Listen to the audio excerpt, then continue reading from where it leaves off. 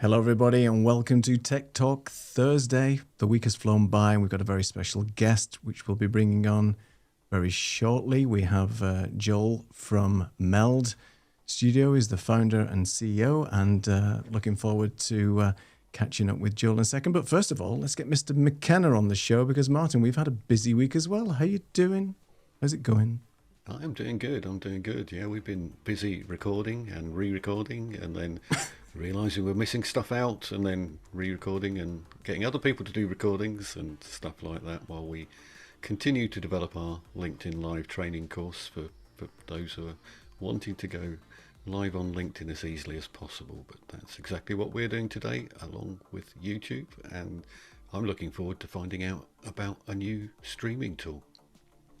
Exactly. So we're very excited to have Joel on the show. We've just got a few people coming in already. Well, goodness me, all the chats coming in. We have Ice Age Sen.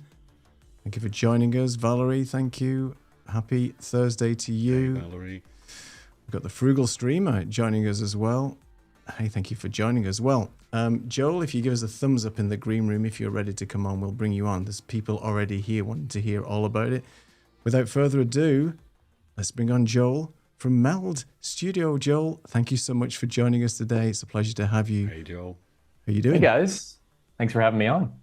You're very welcome. So, Joel, for people who don't know you, and I'm sure there's so many people who've heard about Meld Studio recently with a recent buzz around the software, if you wouldn't mind just giving everybody here an introduction on who you are and a little bit about Meld Studio. Yeah, I'm Joel, the CEO of Meld Studio. Let's see, how far back do we want to go? We could start with when I was a kid. As far as you like, no problem. My background's in primarily software engineering. I worked on some research to do like AI to design 3D printable structures for a couple of years in a research lab here in New York.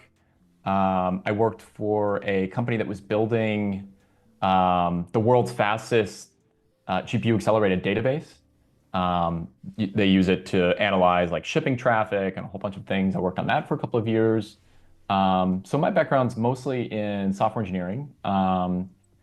And yeah, it was 2019, just before the pandemic, I started live streaming just for fun and kept going live. And I got addicted to the feeling you get in the beginning where you're kind of watching your view count and it goes, it goes above just one, which is like you in another tab. And sometimes if you're feeling ambitious, you may have another account and another tab, so two. And you go, oh, wait, someone new joined.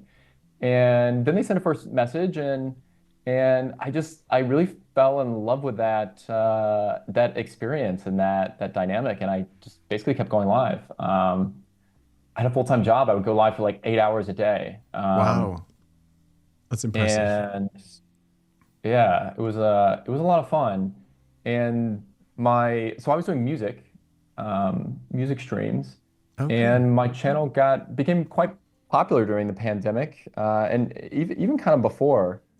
I basically Twitch was my primary platform, and at the time there's I mean, still to this day to an extent there's a certain like kind of aesthetic on Twitch where it's like a lot of overlays, a lot of alerts, and a lot of LED lights. The famous I forget what they're called, but like the panel lights in the background with the little diagonal design. Everyone has these, and I came on. I basically only ever had one scene all the way, through my channel starting day one all the way up until I was a Twitch partner. I didn't even have a microphone to begin with. I was just like typing in chat. And yeah, just kind of did my own thing. I ended up getting a nice camera, got sort of into kind of the whole production value of it. If you're only going to have one scene, how can you make it a real how can you stand out and make it a unique experience? So I came up with this like color grade that I would use that kind of brought out some really specific colors that I ended up sort of making part of my brand. And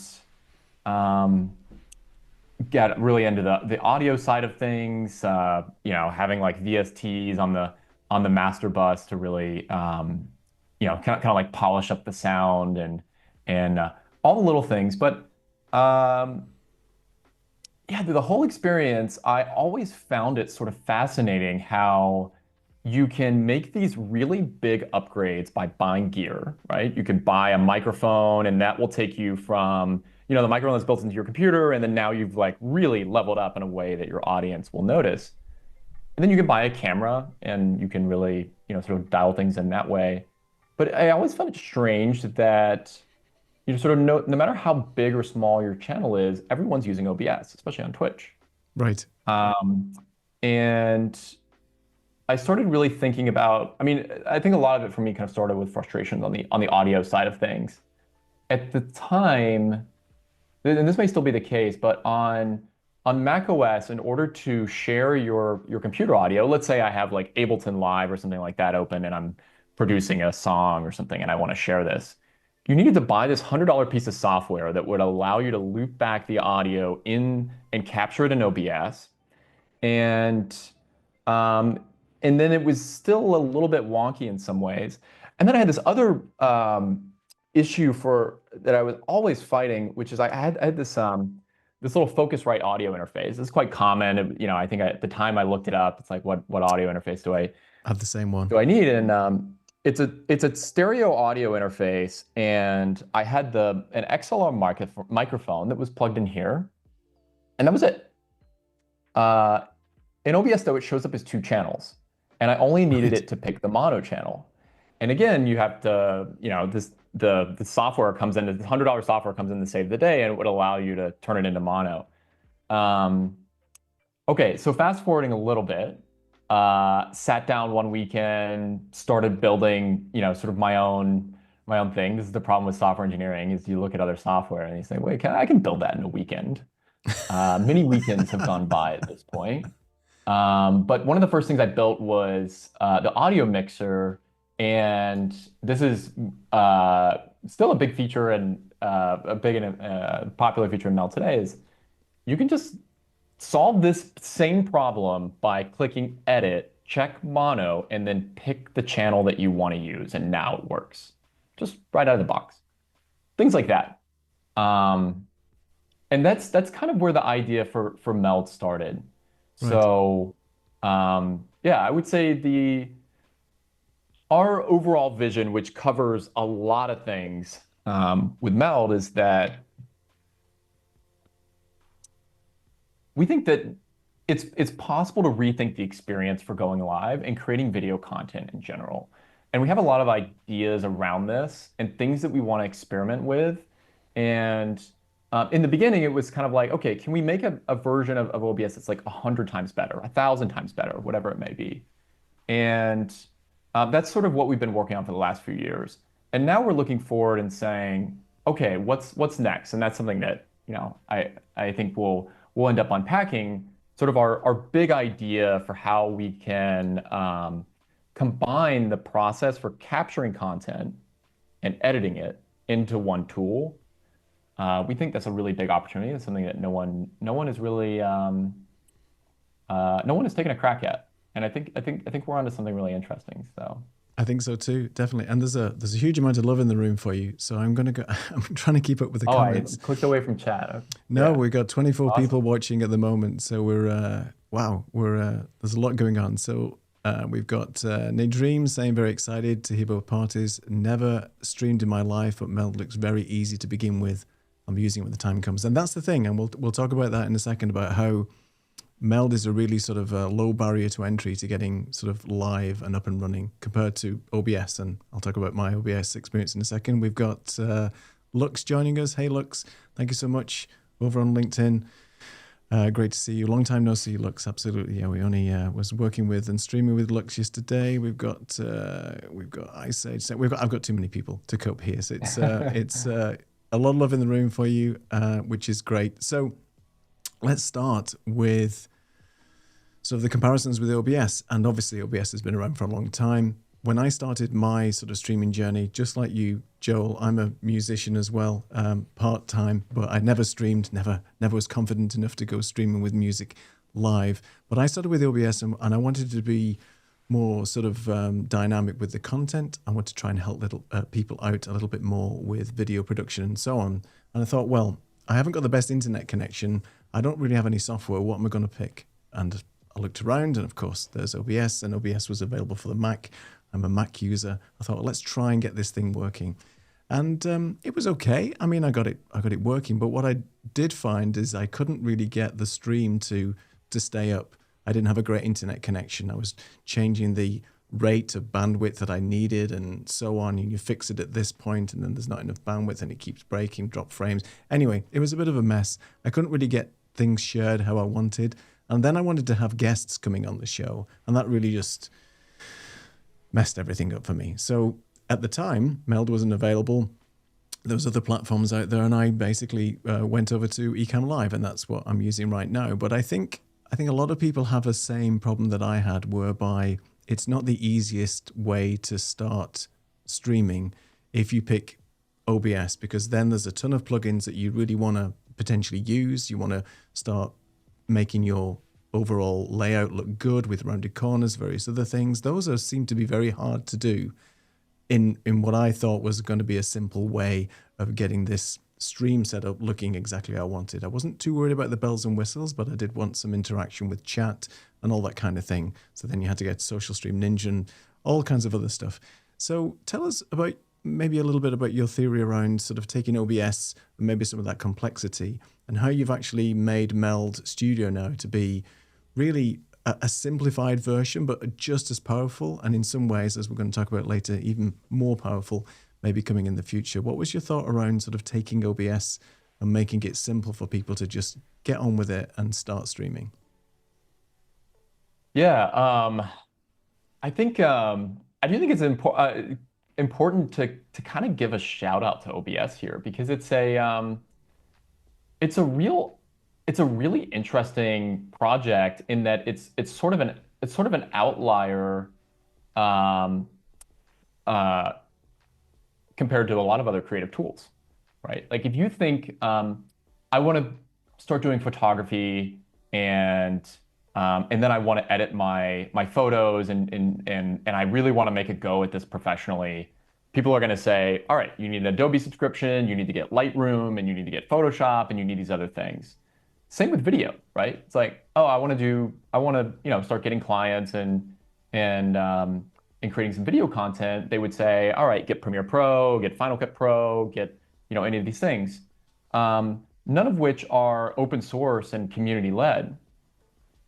But OBS is, and OBS is the like really has been seen as the best way to go live, and it like I think early on they had this really important unlock, which was a really impressive technical achievement. It allowed you to capture your gameplay and go live on one computer, and that's what enabled Twitch to exist. Like, which later sells to Amazon for $1 billion, and so it is really a thing that kind of started off, at least from the perspective of sort of video game live streaming. It kind of kicked off the whole thing. So yeah, our view is that we want to take the things that are difficult in OBS, or maybe just tedious to set up, or sort of anxiety inducing, like upgrades, or sort of making sure that that your plugins are going to work after an upgrade, and just solve it, right? Just move the level up for what you would define as easy, right? Right. The first, I mentioned it's kind of funny now, because Meld is this complex software where you can not complex, but you can do a lot of really you can make it complex, in that you can create some really like advanced scenes and stuff. I only ever had one scene, right? I never had any overlays or anything like this. But one of the things I wanted to do early on was I wanted to round the corners a little bit.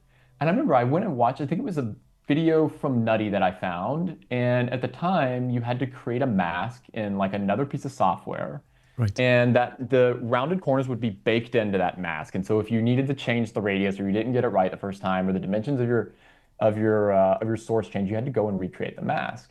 And it was like a 25-minute tutorial, and it kind of blew my mind. Um, Right. so that was another thing that we, sort of after the audio, we added, which is like just built right into the interface. You can just click and drag the corner.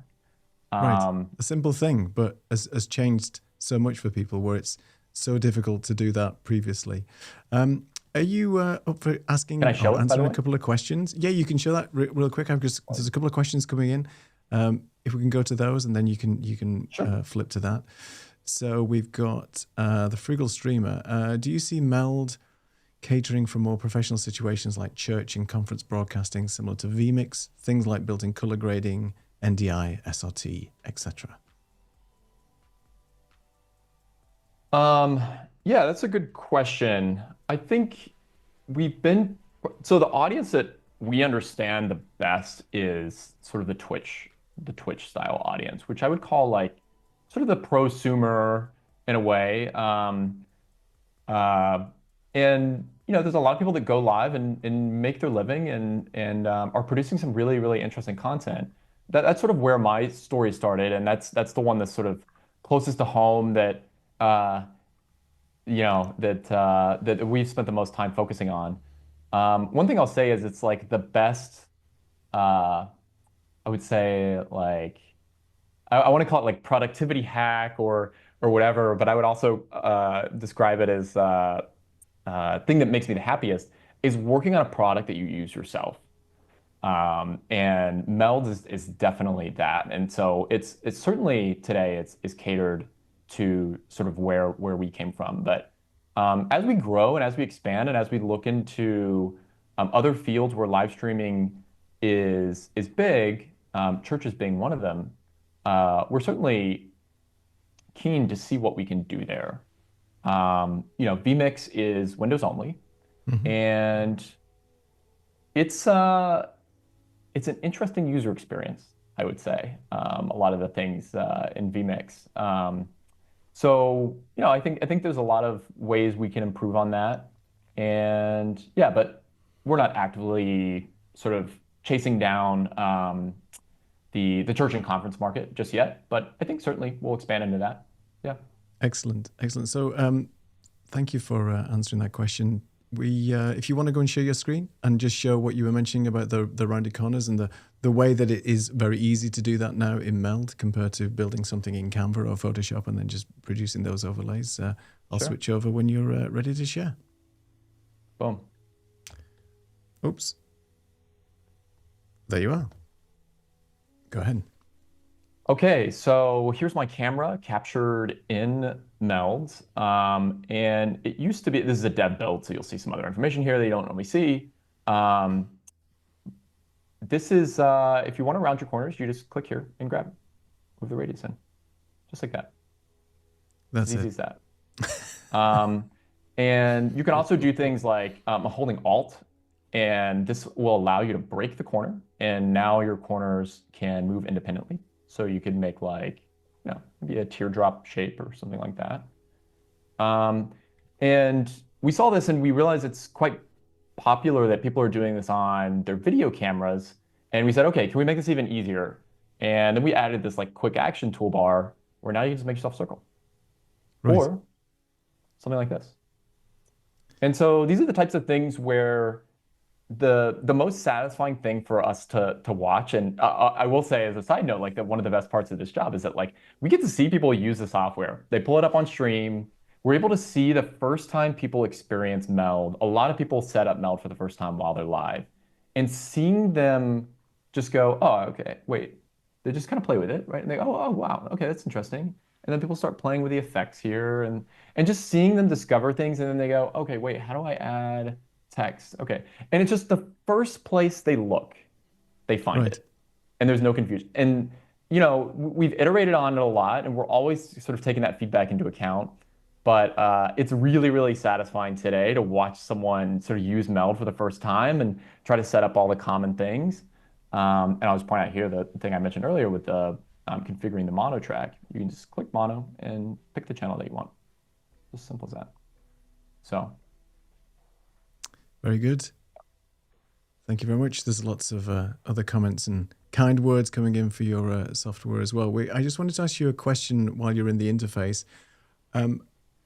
If people were just to use OBS right now and do a comparison, and I don't mean to compare, but obviously a lot of people are using it, how many plugins would you have to download from the OBS, because it's open source, obviously, and they can download whatever plugins they want to get what you're doing right now into the software? Because a lot of this stuff isn't built right in to OBS, which I know seems a bit crazy in this day and age where there's a lot of bells and whistles and availability to create scenes and so on, like we have in Ecamm and other software, even on the web-based tools. But to get this running in OBS, there's a little bit more of a sort of a learning curve, I guess, right? In order to get some of these plugins to get to do what you want with the camera effects, the rounded corners, even the sort of the mixing and so on. Yeah, I don't know. It's been, to be honest, I never used plugins in OBS with the exception of one to capture audio on Windows. It was the ASIO plugin. Right. So I'm not totally sure, but from what we've seen elsewhere, I think it would take a number of plugins, maybe 3 or 4, depending on the effects that you have. Especially if you start doing things like this. So I'll just create another scene and let's just do kind of a simple adjustment here. I'll put myself down here in the bottom and I'll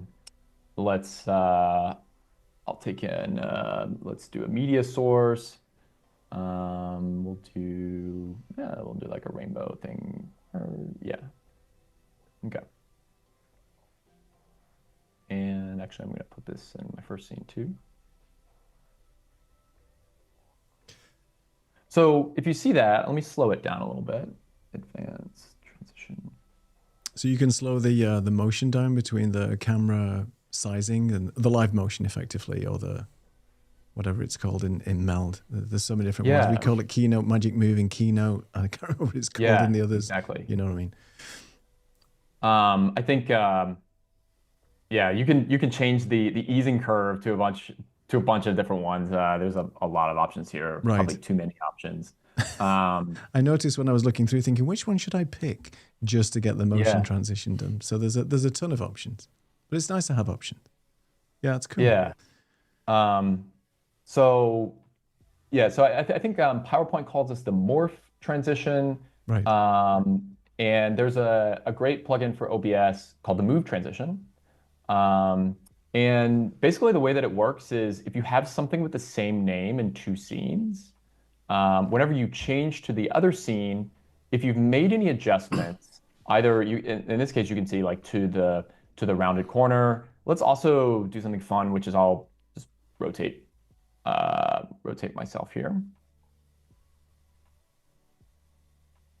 Anything that you've modified, we will smoothly transition to move you to the next scene where it exists in the next scene. So you can kind of build out these immersive scene changes just by laying things out, moving them around. And this is right out of the box. This is just the default behavior in Meld. If you create 2 scenes and you have your webcam in both scenes and you move it somewhere else, this is what happens. I think Martin had that wasn't always the case. We found over time that people were looking for something like that, and so we just made it the default. Cool. Sorry to interrupt you. I know Martin had a couple of questions around the sort of he's our designer. Martin's designed so many different sort of overlays and things for Ecamm and has a flair for design. And I think he had a couple of questions just around sort of this morphing and the scene transition. So Martin, if you want to go ahead and ask your question to Joel. Yeah, I will. Thanks for that demo, Joel. That looks really powerful. More powerful by at some distance than Ecamm is at the moment. We're kind of very restricted on what we can do, and we've been asking for the sort of timing and paths and things like that for a little while, but we only got the morph transition fairly recently, which we call live motion. One of the things in Ecamm which we can't transition, are shapes and text. And the reason behind that, so I am told by Ken and Glenn, the coders, is because shapes and texts don't have unique identifiers. So when you move from scene A to scene B, it doesn't know which square it is, and therefore it doesn't find it in the second scene, or if you've got multiple copies of squares or something like that, it just gets totally confused. So we don't have that on Ecamm at the moment. I'm just wondering whether you can transition shapes and text. Yeah, let's try it. So what is the case now? So we have like a shape. Let's take a rectangle. And I will. So let's make like a stinger transition. Actually, we can kind of make this using. Cool. And I'm going to place it here. And then let me copy and paste it. It's going to be really bad stinger transition, but just as an example. We're putting you on the spot. Right. There's no judgment here. It's no problem. Just like that. Oh, cool. Yeah, that's very cool. Very nice. See, now I'm looking at that and can immediately see the potential for hours and hours of fun playing about with that. Yeah, and text should work as well. It's not one that I've tested, but let's hello world, and let me paste this. And if it doesn't exist in the other scene, it just smoothly fades out. Oh, that's cool. So that's like a default. So if it's not there, you're just going to fade it out, as opposed to it just sort of like shifting off the screen or disappearing, for example. Exactly. Yeah. Yep. And let me add a. Let's make this slightly more interesting. Okay, rectangle. Let me delete that guy. Show. I've added a gradient to that, Right. and we can just take the opacity down, and yeah, so you can get really creative with it. Works really we have well. a ton of effects. I mean, these effects you may see in. We really wanted to bring in the power of what you can do in post-production. You know, if you like sit down in After Effects or Premiere Pro and you're applying these effects. We brought in like a lot of the really powerful effects that we liked from post-production tools. So something like corner pen is a good example, and this allows you to basically, let me show a quick example here. Now this is perspective, is it? Corner pinning perspective. Exactly. Yeah, it allows you to do what you might, the technical word for it would be like affine transformations. The more the plain English explanation would be it's what you need if you have a TV at an angle and you want yourself to fit in it. So let me just add here chroma key, and that already worked. And then I'm going to put myself in the TV. So let's make this bigger and put myself under it. And yeah, so since the TV is at an angle here, we would use corner pin to kind of just fit ourselves in a little bit. And yeah, in the movie speak, it's called selling the effect because it looks very realistic when you start to make it more fit in with the actual scene itself. It looks cool. Yeah, exactly. So this is basically just sort of transforming, sort of pulling the corners, stretching it out, and this allows you to kind of. We want to do a better interface for this, where you can just similar to the rounded corners, where you can just like click and grab, and now we can add this in here, and then the last thing I like to do is add a bulge to really give the immersion for that. Let me turn that guy off. And so let's raise the height up a little bit. All right. And yeah, and then these are super powerful. You can just, move them around. They work in stacking order. So one applies on top of the other. You can export them, share them with friends, drag and drop the preset of effects. That's actually how these are built. We just built these using Meld. You can go here and see exactly how they're built. So that's cool. Sorry, and I think I missed that. So any of these effects that people can create, you can share them with your friends. So if you want to have a production in two places that looks very similar, then you can create everything here, export it, then re-import, so on. And that includes the effects and the position and everything. And yeah. Yeah, exactly. So you can just click Fantastic. export, and then you can save that as an effect preset and share it with someone, and they can just drag and drop it into their meld. And yeah, that's how we created these. So we just created nice presets that we thought people would like and exported them and built them into the product there. Very cool. And if you want to export the entire scene collection, we call it like a session, you can just go here and do import. We also support importing from OBS. So if you have like a really complex series of scenes and things you've created in OBS, you can click here and it will just import everything over. Wow.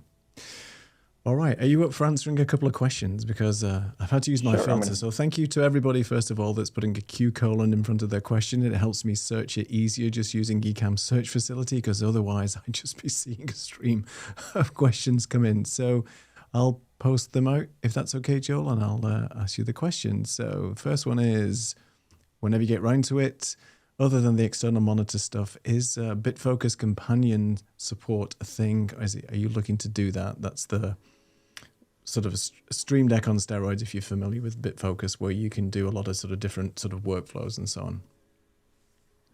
Yeah, we've had that come up a couple times. I don't have any experience with it, but I understand that it's sort of the production broadcast grade equivalent of what a lot of streamers are doing with the Stream Deck, and I know the Stream Deck added integration for it. So that's right.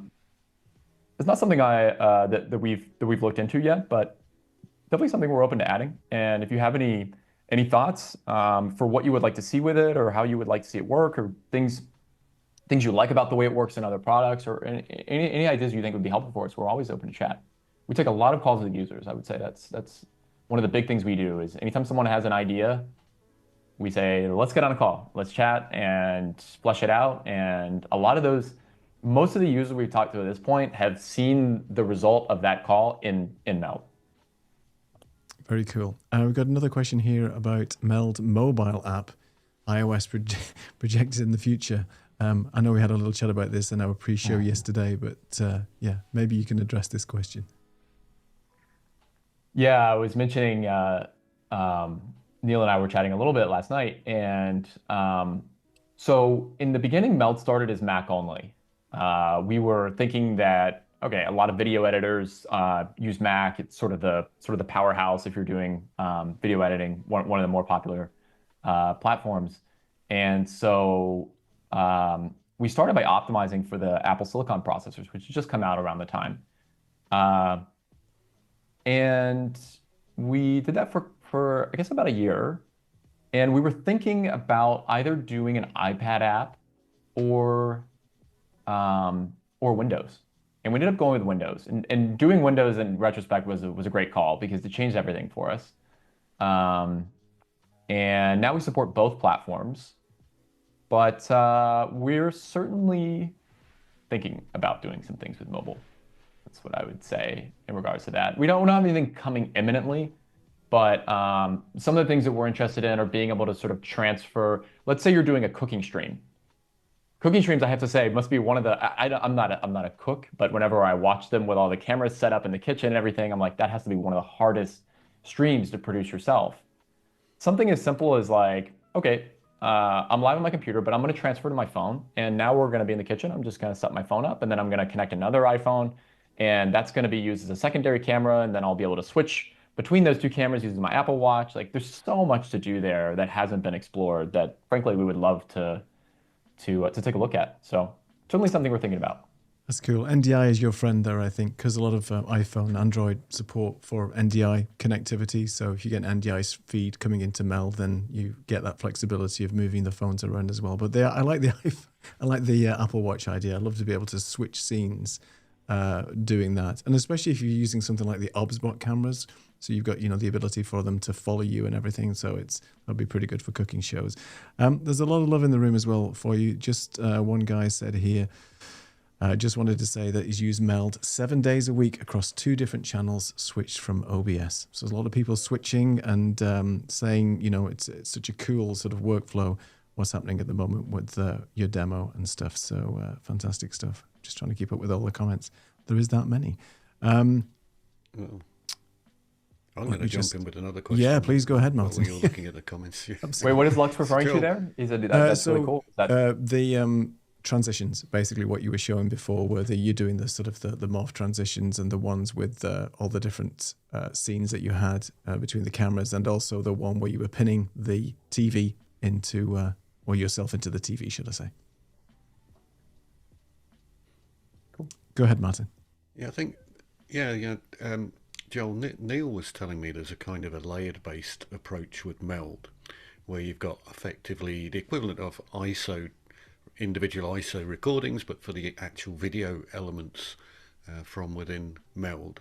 And I was just throwing things around with Neil before we started, and I said, oh, does that mean I can record myself on green screen on a single track and then change effectively the background track for me from one recording to another? So I do recording A, me talking away on green screen, and I've got a particular background going, and then I repeat that again by just making a duplicate, by changing all of the background and whatever's going on in the background, but it's still me talking. So I could have me talking about my latest product release, but I'm wanting a load of information going on behind me on the green screen, and I just want to repeat that again, but I'm going to have different information behind me on the green screen and different pictures. So if you can isolate the different layers, I guess you can do that. Am I reading that correctly, the way that works? So you're kind of giving away our big secret for what we're gonna build. I mean, we're calling it Meld V2. Yeah, we don't have layered recording today, but we have a really big idea. Neil, can I share it, or do you want to go over some other stuff? He definitely wants you to share it, but he's obviously muted himself on this scene, I guess. I have muted myself. See, this is a production. I was just saying all the love is in the room for you at the moment, so you can share whatever you want. This is your show. Go ahead. Okay. So the way that I've been describing this is really everything in video today is like a JPEG, right? If you record in OBS, Vcam, vMix, anything like this, and all these software have some way to represent like layered things, right? You have text that's on top of a camera, and you've applied these effects, and then you can move between different scenes. But your output of that, whenever you're done recording, you get a JPEG. You get a flattened video file that takes away all the information for the scene you were in, the effect that was applied, and you lose the original capture that came out of the camera. So this is something we've been thinking about that we think is a really, really big opportunity. And it kind of, this relates to another common question we get, which is, how are you guys gonna make money if Meld is free? This we're gonna charge for because we think it's that good. So the idea is that, going back to the JPEG analogy, someone sends you a logo and they say, can you make these edits to it? Can you change the color and delete this detail and change the font or something like that? And you go, okay, I need you to send me the PSD or the SVG or something like that. I need you to send me the file that allows me to edit it. We want to do the same thing for the output that you get from Meld. So basically what that means is we'll record everything as isolated. So all the layers that you have, we'll record them. Things that are vector, like a shape is a vector image, we'll keep that as a vector. And we'll create sort of our equivalent to like the PSD format. And so as you switch between scenes, we'll be recording things even that aren't in the scene that's visible. And so this allows you to give you a basically unlimited flexibility with editing your content after you've streamed or recorded. So you'll be able to go in and now you'll get everything on a timeline. So it's not even just about recording isolated video files. It's also store. It's we're going to put all the events that happen on a timeline. So this scene change happened, and this thing was visible, but now is not visible. This transition played out. There was like a fade transition that played out for 300 milliseconds or whatever. On the timeline, you'll be able to just go and adjust it, change the easing curve, change any of these things, and re-export it. And that will allow you to create original edits with different content because it was off screen or whatever, or lay it out in a different way. I want to put this on YouTube Shorts and I want it to be in portrait. Um, and so that's kind of the big idea. That's the thing we're really excited about. So today we've built sort of our capture engine for ingesting all these things, laying it out, building the layout in the interface. And so the next part of this is recording all these things, all these events, all these isolated layers, and then allowing you to edit it really, really easily after that. That's definitely going to be a game changer. I'm just, go ahead, Martin. Yeah, I'm just Martin's thinking of use now. cases. Yeah, so I'm just thinking of immediate use cases. Like we're producing training material at the moment, and should we get something wrong or miss something out, well, obviously we can edit and put a little bit into the middle. But let's say I want to change the slide deck slightly because I've missed something out, but I want to keep the recording of myself and the video. That can all stay the same, but I want to change the slide deck halfway through.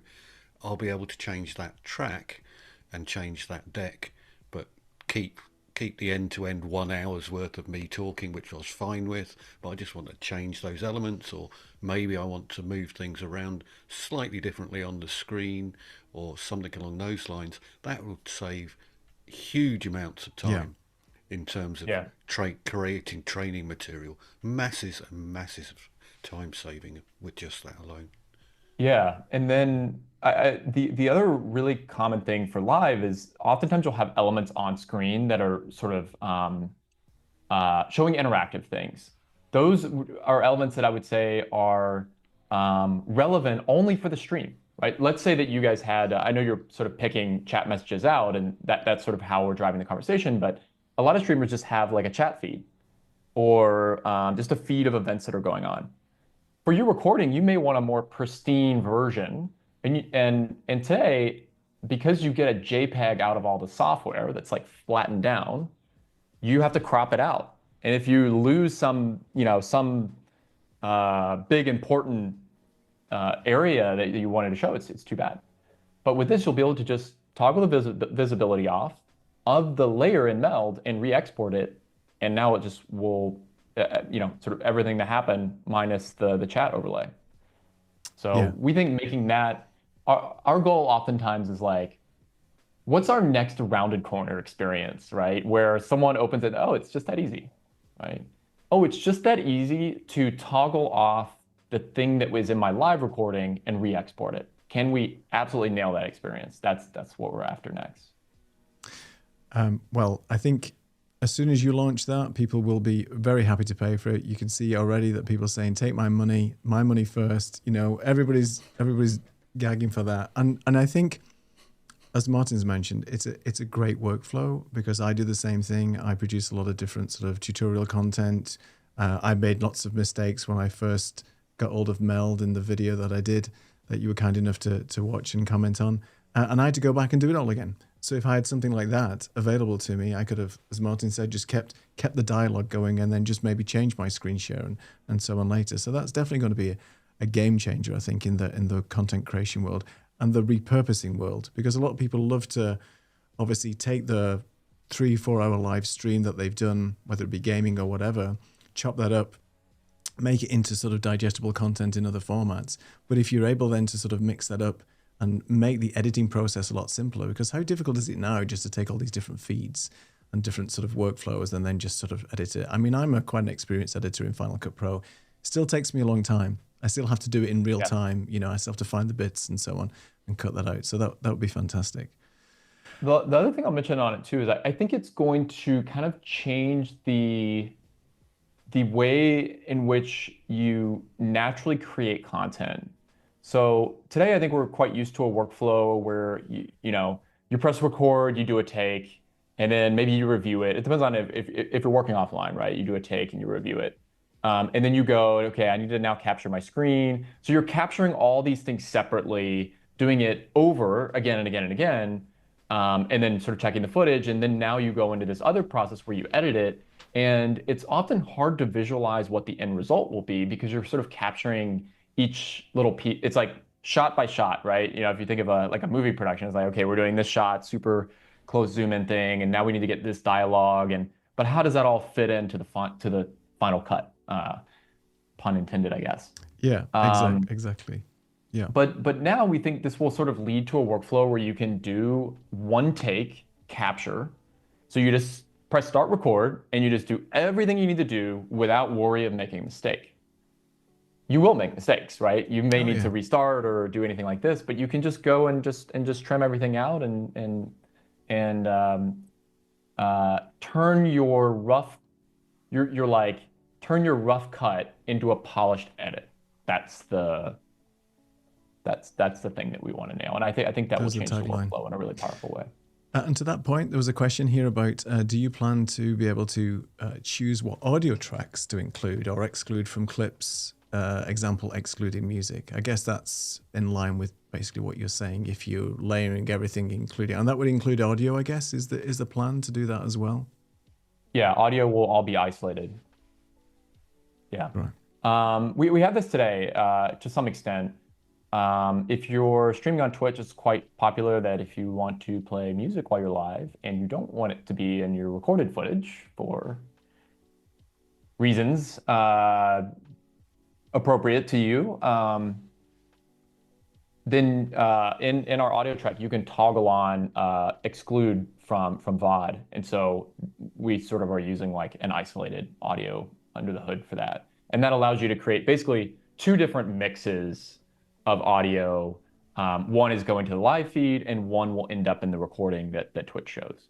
Right. And will there be parity between the two systems? Sorry, in terms of Mac and Windows, you're going to have the features available on both, or is one more I know we spoke about this today. Is one more complicated than the other to implement? I guess who's going to get it first is the question. I guess loads of people are going to be saying, is it coming to Windows first or Mac? Are you going to just push it out to both? Not to put you on the spot, and you don't have to answer that at all. I was just curious more than anything about it. No, it's a good question. I will say it's really hard to develop for both platforms at once with our team size, but we're getting much better, and we're moving pretty fast, I will say. We develop everything for both platforms in parallel, with the exception of one thing where we were getting a lot of requests for virtual camera, and it seemed like at the time most of the requests were coming from Windows people. Right. And so we said, okay, all right, there's a thing with the installer on Mac that makes it a little bit tricky. So we're like, okay, we'll just deliver this for Windows users, and if we hear enough noise from the Mac side, we'll go back and add it. I think that's the only place where we've ever differed in the way the two products are shipped. Because at the end of the day, it is also easier for us if there's parity, like if they're the same. Yeah. Because we test it here and we know that it exists here, but as things start diverging between the platforms, now we have to test a different thing that exists on one. It gets complicated. I was one of the people that sort of annoyed you on Twitter and said, why is there no virtual camera in here? I just want to use this in my Zoom calls or something like that. So apologies for that. That's good, though. That's how it gets done. I mean, as we say a lot, the squeaky wheel gets the oil. And to that point, when are we getting it? That's a comment from Ice Age Sen. You say these things, people are going to ask for it. You know that, right? Yeah, we don't get timelines, but soon.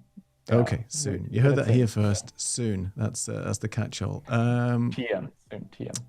Maybe to your next point, will the next version be a one-time fee or a monthly charge? I guess your next version, you're just iterating. You've done a ton of updates, by the way, and I love the way that you guys listen to your audience.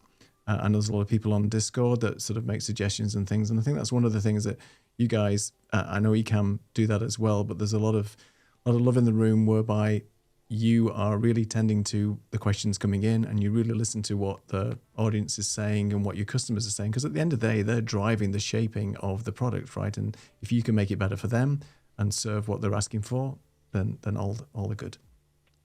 Yeah, that's something we spent a lot of I would say in a lot of ways, that's kind of like our secret sauce that we figured out, right? Like, what's the thing that is going to set us up for success? It's figuring out how to do releases every 2 weeks. I mean, it's really hard to release high performance software that requires and demands high reliability, and has basically no margin for error, right? Especially if you're recording something at 60 FPS or 120 FPS, we have 8 milliseconds to do everything we need to do. If we ship a bug that gets that wrong, everyone's recordings are unusable. Um, so we spent a lot of engineering effort on this, and we have been able to ship. We basically ship every 2 weeks, and everything auto updates. So the next time you open Meld, it'll be there. And that is something that allows us to move really, really quickly in a space where it's like, you get a couple of OBS updates per year. Um, vMix does like a big sort of annual release cadence. Final Cut Pro, sort of annual cadence, 20 is coming out Yeah. soon, I guess they announced. Um, all these creative softwares typically do an annual release cadence. We're Right. releasing things as soon as they're ready, every 2 weeks. As soon as it's ready, as soon as we feel good about it, it goes out. And we're able to do this with high reliability.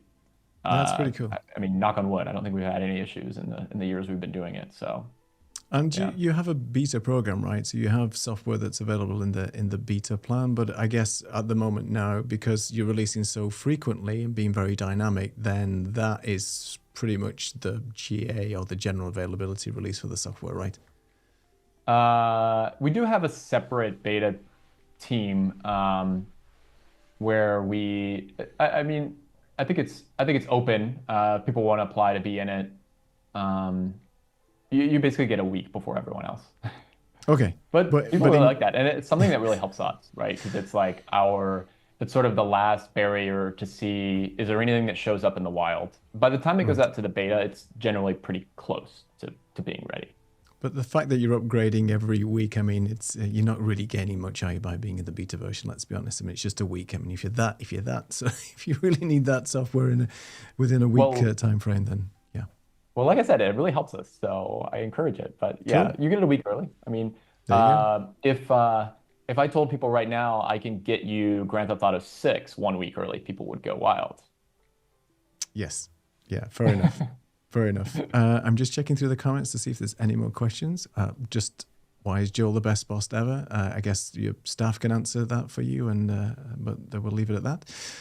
Let's see if there's anything else. I guess we were talking yesterday about other stuff coming up, and I know you're releasing very quick. And when is your release cadence? I know it's every week. When is the release date? Is it typically at the end of the week, at the beginning of the week, or do you pick a time when it's available, or do you try and stick to a particular day when people are excited and the release is going to come up? It has typically shifted around a little bit. So we're doing a big release on Friday, actually. If we have time, I can leak a little bit more. You can Maybe leak maybe away. that was We've got to. my No, this segue. this was a tenuous link. This is why I was trying to sort of set you up for that. I know it was coming. So go ahead, Joel. Just You can have the floor. and We know what. leak all over yourself. Leak away, as it were. Yeah, go ahead. Um, yeah, we're doing this on Friday. The problem with Friday releases is it means you have to work on the weekend to see if anything comes up, which, we've done for many years. I think at a point we were doing Tuesday releases, but yeah, at this point, I mean, for this one, we're so excited about it. We're just like, yeah, whenever as soon as it's ready, we're gonna get it out. The beta team has had this for a week, maybe a week and a half even. So let's leak it. The big reveal. Uh, Go ahead. You want to share, and I'll switch over to you. There you go. It's a dev build. There was something I wanted to show that, let me see if I can figure out how to. Okay, here we go. By the way, exclusive live hint. If you want to access the experimental features, you can click on the M and it will bounce for a few seconds, and then it will show you all the experimental things. Wow. These come and go, so don't get used to anything here. But sometimes whenever we're rolling something out, like we have this display cursor zoom. This is one where we're still kind of putting the polishing touches on. Let me pick. Let's see here. I'll just do my display. Show you guys how this works real quick. I think you guys will like this actually. So we can adjust the zoom. Sorry for the recursive capture here. And it will follow your cursor. Oh, that's cool. So we want to give you the ability to basically, if you hooked it up to a keyboard shortcut or a Stream Deck and you wanted to really zoom in very close on something here, I could show you like, oh, look at this. This is great for demo. Sorry, Martin. I guess that's what you're gonna mention because I do this in post production right now. It's a pain. And there's a whole bunch of programs out there like Cursor Pro and things like that. But the problem with them is they only work on sharing of a whole screen. So as soon as you want to share an app and then you want to zoom in on a particular area, it won't do it. Yeah. This is a great addition. So the thing that we're really excited to be releasing on Friday is we're rolling out support for two canvases for now. And you'll be able to enable it. And a observant viewer may have noticed, if you are using Meld today, that this is new. And this indicates which canvas you're currently working in. So I've just enabled it. It's optional, so you can leave it off and Meld will be the same as it is today if you don't create vertical content. But this will allow you to create content simultaneously or stream simultaneously to any platform that supports vertical streams. So Twitch, TikTok, YouTube Shorts, etc.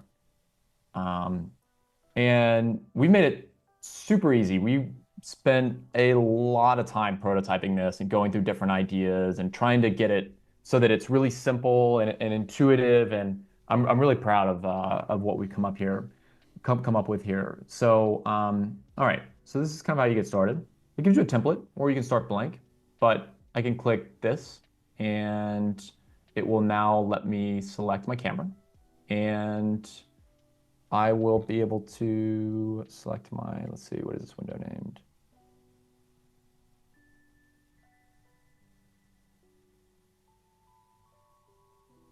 Yeah, okay, I'll just pick my code. Let's say this is the game. Imagine this is a game. And just like that, you're ready to go live on two platforms. So if you see here, whenever I select something, it now has a color that's associated with the canvas that you're working in. So in this case, it's sort of this like magenta purple. And if you watch this icon in the top left here, it's indicating that the layers list we're showing you is the layers list for your vertical canvas. But if you click here, it changes. And you can just copy and paste in between. I just pressed Control-C, but let me do it this way so you can see it. Paste. Wow, that's really cool. That. And so you can take, even a group of things and paste them in here. So let's say that I wanted to lay out my landscape content like this. Then I can just do it that way. And so now you can record or go live with both of them, or clip from either canvas. And so this gives you the ability to, one of the common workflows we've seen is people want to create clips that they can post on their socials while they're live. So to sort of let people know and to sort of build some excitement off platform and lead them into your live stream while you're live.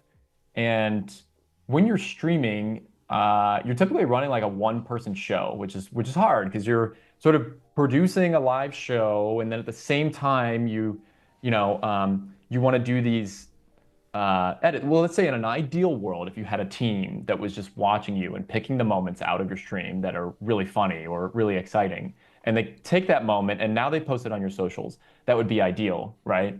But it's really hard to afford a team if you're starting out as a streamer. And so with this allows you to do exactly that.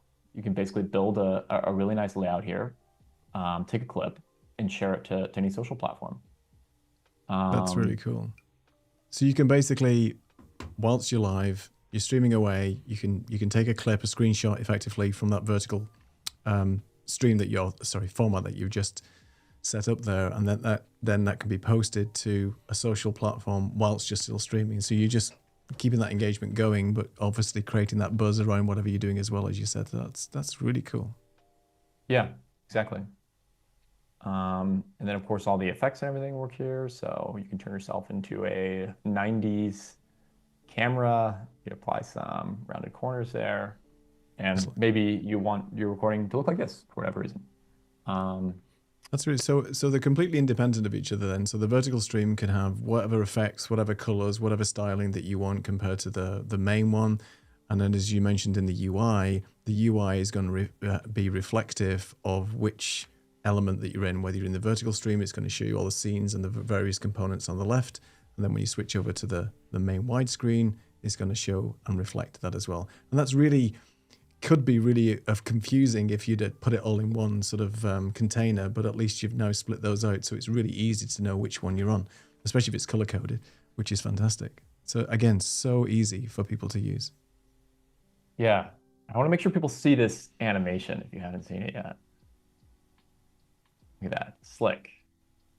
And we also are indicating here, so we have multi-streaming built in and free.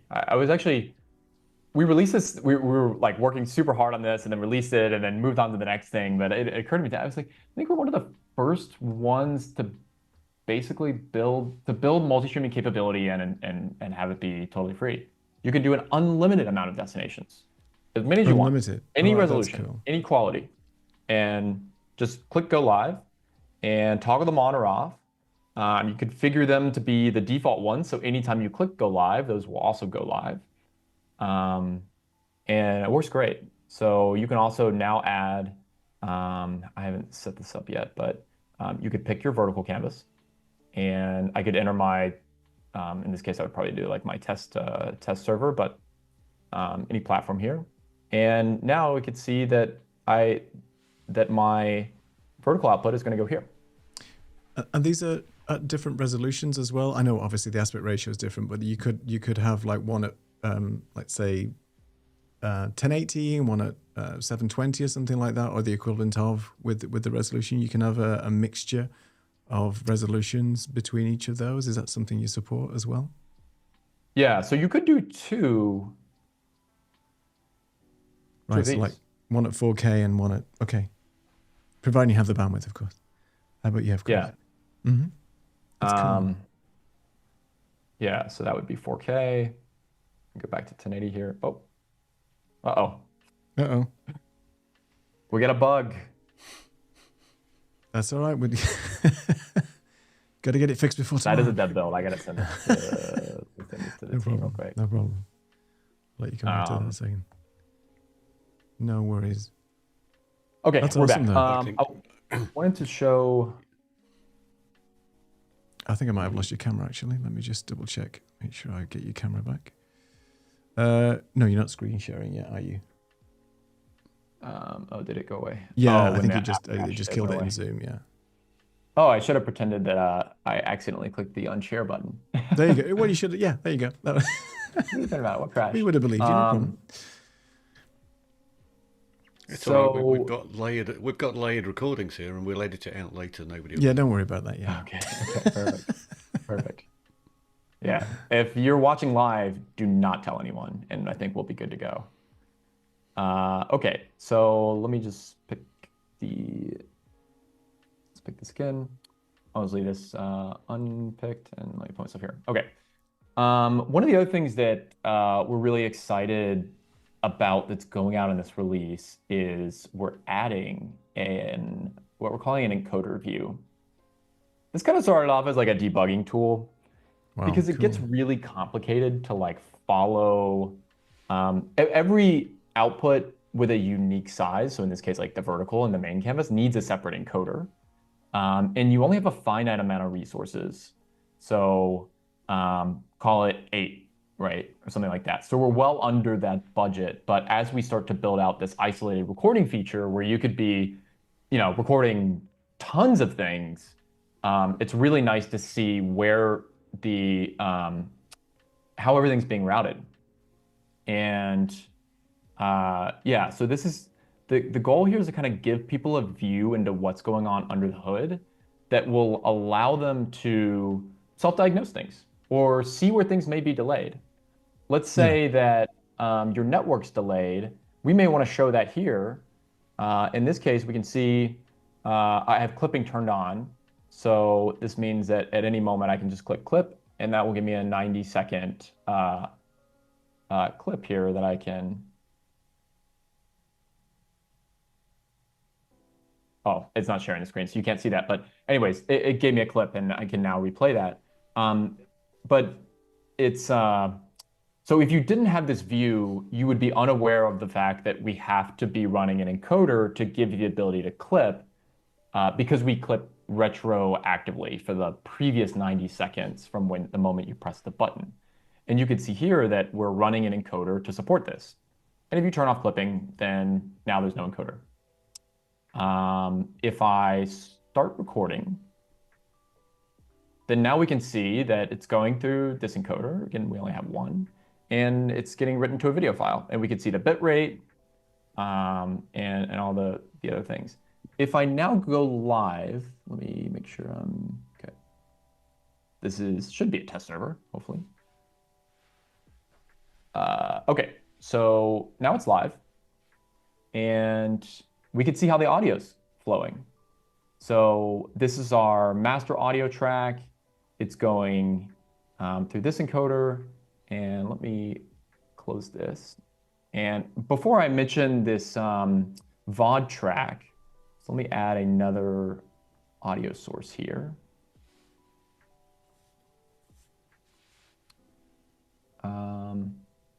Let me do display capture, and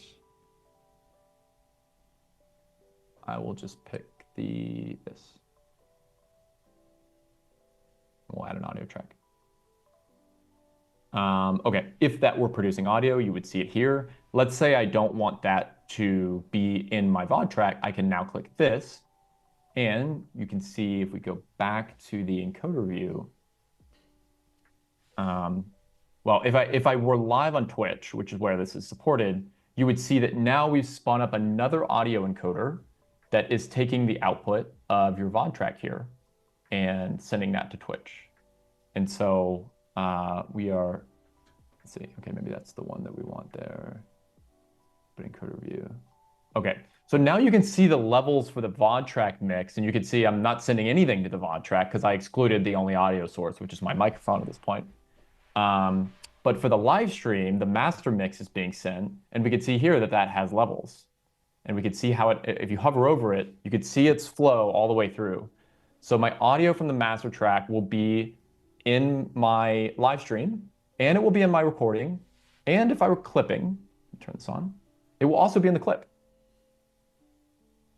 I absolutely love that. I love the troubleshooting aspects of this as well, because, if something's going wrong, you're not sure where the output's going, or if there's a problem with the actual stream. I mean, this is really cool that you can and I love the way that it's visualized. It's really easy to see. It's very nodal, like the effects that you get in DaVinci Resolve where you're doing color grading. It's a very similar workflow, and I love the way it's laid out, and the visualizations on it are just fantastic. Looks really cool. Thanks. I really like it. We do quite a lot of complicated streams where we're going from Ecamm to Restream and then pairing Restream All kinds of nonsense with multiple other locations. So, and then we just at the beginning of the show we're thinking, are we actually live in all these 10 different places we're pointing at? So to be able to visualize it would be amazing. Yeah, I love this. And this is supported on Windows and Mac as well. I keep asking the question, because Yeah, this is working on all platforms. So today I'm showing it on Mac, but our beta testers are already testing it out on Windows. That's amazing. So here I just turned on clipping, and I set it to use the vertical canvas. Oh wow! And I don't know why I can't scroll. There it is. Okay, I set it to use the vertical canvas. We can change the format here, etc. And before there was the vertical canvas wasn't being used. It's being shown, but it wasn't going anywhere. And now I can see for the clip output that this is the case. And I can stop recording and let me change my recording output to be the vertical canvas. And I can start recording. And now if I hover over this, I can see that the vertical canvas is being used for 2 outputs. Right. And the main canvas is being used for 1. It's going to the stream. So we'll probably continue extending this to, because things are only get more and more complicated. People want to be able to do multi-track audio recordings where only some audio tracks get recorded to some audio files. This is sort of a workaround, I think, in many cases for isolated audio recordings. But then when that's the case, it's really nice to see, okay, I would like to see everything that's in this audio mix and how loud it is and where it's going. And so as that sort of rolls out too, that will show up here and you'll be able to really get insight into that. And I just wanted to point out as well the efficiency of your software right now. If you look at what it's running, it's what, peaking at like 5% CPU or something? Like using 1.9 gig of memory. I mean, is that what's being consumed from the software side of things? This is hidden in the production build because it's not accurate. Okay. All right. But this is all right. Ignore what I've just CPU said then. It still look good. Yeah, CPU usage is. Yeah, this is quite good, especially considering the fact that we are running right now. Well, whenever we were doing this, and we can see we're running 2 video encoders and 1 audio encoder, and we're using 5%. So amazing. That's pretty good. As we turn these off, we can see how they impact the CPU usage. And stop recording. A little bit, not much. That's the beauty of a hardware encoder, is that it offloads everything. So we dropped by, what, 1% there? Yeah. Looks good. A ton of questions you've created for yourself now on the chat. If I may ask a couple of those questions real quick to you. Yeah. Meld didn't crash. I stopped sharing. Nothing crashed. You're good? You're still Nothing good? crashed. Nothing crashed. Let me pull up chat. Okay.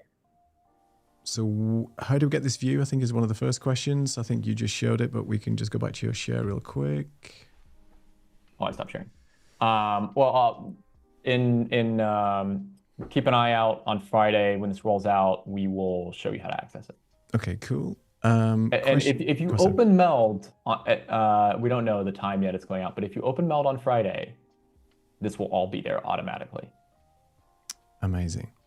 There you go. Quick question for you. Will Meld be integrating Elgato Marketplace Connect functionality? You do have Stream Deck support right now, don't you? You have some Stream Deck actions available for Meld, I think. We support a lot. We have a really advanced Stream Deck plugin, actually. So we have a WebSocket API that a lot of people have used to integrate with us. We expose everything over it. So anything, any property, anything, any effect, anything you could do in Meld is all exposed over the WebSocket API. And you can use most of that from Stream Deck. We also support Stream Deck Plus. You can use the dials to change the audio volume and a bunch of things. So got one right here. Cool. Yeah, we've definitely been in touch with we're speaking with the Elgato guys. Great. Yeah, we don't have anything to announce in terms of the Marketplace Connect functionality, but we're certainly in touch with the team there. Fantastic. We are 20 past 6 already. We've been going on, I mean, we could go on all night. It's fantastic. I'm going to give a last call out for questions to the chat. I mean, it's been an amazing response today. It just shows how popular and how well liked this software is and how much of an impact it's making to the streaming community. So that is perfectly clear just by the amount of comments we've been getting today. There's another question real quick. Will the chat and stats from Twitch or YouTube be integrated soon? Yeah. Okay. You heard that here first. Actually, I'll say. So I leaked one update. The next 2 updates I actually think we're going to do like 2 updates in the span of a week, basically. Oh, wow. We have something else coming down the pipeline we're really, really excited for. and it's going to show up soon, and it's going to be big. Okay. The next two releases are going to be really big. The teasing is again now. Is there a near-term plan to support streaming on TikTok? Yeah, so this is one of the ones where, look, we have an open door, but a lot of these teams can be hard to get in touch with, specifically TikTok. So we're open to put some work in and make it a great experience to go live with TikTok. Can't do it unless they talk to us. So if you have a contact there, or also the other strategy that works really well is like sometimes we reach out to companies and nothing happens. And then one user will reach out to that company, and then immediately we hear back from like the perfect person in that company, and then things start happening. So we often tell people, you know, the squeaky wheel gets the oil. So exactly, go squeak to TikTok. You've got to be a pest, I think. Good question here from James. How can we support you and Meld Studio? Thanks, James. Really appreciate you joining as well today. So how can we support you? That's a great question. Well? I had to look to make sure it wasn't a Meld employee. Yeah, the best way to support us is just to share it with other people. I mean, we don't do any traditional ad spend or anything like that. Everything that we do and everything we spend our energy and our time and our money on is really centered around the community. We do events. We do live streams sometimes. We work with, you know, we jump on a lot of calls with creators and to get their ideas. Chat with people like Neil who make videos about Meld. So spreading the word, or you know, like we love to see when Meld spreads organically. If you like it, share it. That's the best. That's the absolute best thing you can do for us. Absolutely. And let me just is to share with others. Let me just say it's been an absolute pleasure for you being on the show today and so insightful. And I, for one, really love your software. I mean, I hadn't heard of it before, and then just picking it up and running with it and doing the video was just great. It's been a great experience, and I just love the new features, all these elite features that you've heard here today coming up. Really appreciate you being transparent and open with what you're sharing, and we're really looking forward to the release tomorrow and all the things that are coming down the pipe. And we'd love you to have you come back on the show if you wouldn't mind maybe in a week when you've done all the updates. No, I'm kidding. You know, in a little, give you a little bit of time to get all these updates done and so on. And but we'd love to keep in touch and come back on the show because I've really enjoyed myself today. Yeah, this is a lot of fun. I appreciate you having me on. We need to, maybe we can do a stream where we figure it out. I would love to get the setup you guys have where you're looking at the camera with like eye contact. Elgato prompter is what I'm using, and Martin's got a huge screen behind it. But yeah, let's have a catch up and talk about studio builds and things like that, because that's what we love doing with people as well. There is one more question coming in if you're up for answering it. Where can you purchase Meld merch? Do you have a merch store? Can we purchase merch? We were working on merch. That got a little complicated when the tariffs hit. Yeah. So who knows? I would love to have some, but at this point, right now, with the way things are going and the supplier we were working with, don't know. Right. Undefined timeline. No problem. May I just squeeze one last question in? Because I think I was going to ask this question and somebody's reminded me. Any future plans for stream chats? So I think they're talking about augmenting chat directly into what we have. I mean, right now I'm using Ecamm Live, and that's got obviously chat built in. So I guess right now you have to use like Social Stream Ninja or something like that to get the chat in, right? Yeah, I would refer you back to my previous tease, which is the next two releases for Meld are going to be really big. Wow, I think we're going to have to rebrand the show, Martin, to be exclusive. In the Meld, yeah. Sorry? I was going to say nobody in the Meld team's getting Easter off, are they? Obviously. No, everybody's working over Easter, typically. You have to release something on Good Friday, that's all I'm saying. Fantastic. Well, hats off to you. I will say we released our first Windows build on like January 1st. So oh wow, that's impressive. That's impressive. Yeah, it was a busy holiday season.